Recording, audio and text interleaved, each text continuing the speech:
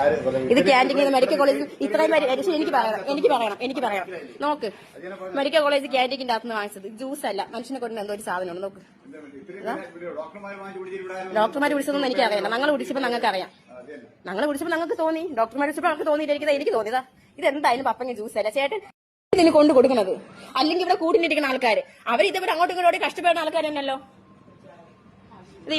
ഒരു മെഡിക്കൽ കോളേജിന്റെ ഉള്ളിലത്തെ അവസ്ഥ ഇതാണെന്നുണ്ടെങ്കിൽ, ആ മെഡിക്കൽ കോളേജിന്റെ ക്യാൻറ്റീനിലത്തെ അവസ്ഥ ഇതാണെന്നുണ്ടെങ്കിൽ, പുറത്തുള്ള കച്ചവടക്കാരെ നമ്മൾ കുറ്റം കൊണ്ട് കാര്യമുണ്ടോ?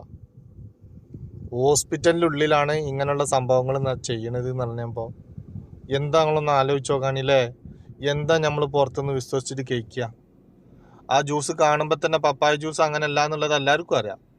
ഇനിയിപ്പോൾ നിങ്ങൾക്ക് പറ്റണില്ല എന്നുണ്ടെങ്കിൽ കുറച്ച് കൂടുതൽ വെള്ളം ഒഴിച്ച് കുറച്ച് പഞ്ചസാര ഇട്ട് ആ ഒരു 2-3 കഷ്ണം പപ്പായ ഇട്ട് അടിച്ചു കൊടുക്കുകയാണെങ്കിൽ എത്ര പ്രശ്നം ഉണ്ടാ?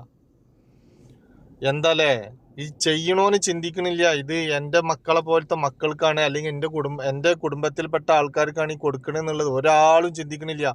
എല്ലാവർക്കും ക്യാഷ് ഉണ്ടാക്കിയാൽ മതി, അത് മറ്റുള്ളവൻ്റെ ജീവൻ കളഞ്ഞിട്ടായാലും വേണ്ടില്ല, ക്യാഷ് കിട്ടണം. ഈ ഒരു ചിന്തയാണ് ഇന്ന് ജനങ്ങൾക്കുള്ളത്. എന്തായാലും വേണ്ടില്ല. എന്തായാലും അവസ്ഥ ഇങ്ങനെയൊക്കെയുള്ള ഓരോ മക്കളെ പുറത്ത് പോയിട്ടൊന്നും കഴിക്കാതിരിക്കുകയാണ് നല്ലത്. ഞാൻ വേറൊരു വീഡിയോ നിങ്ങൾക്ക് ഇതിൻ്റെ ബാക്കിൽ ഇട്ടിട്ടുണ്ടോ, ഒന്ന് കണ്ടു നോക്കി നിങ്ങൾ, അപ്പം നിങ്ങൾക്ക് മനസ്സിലാവും.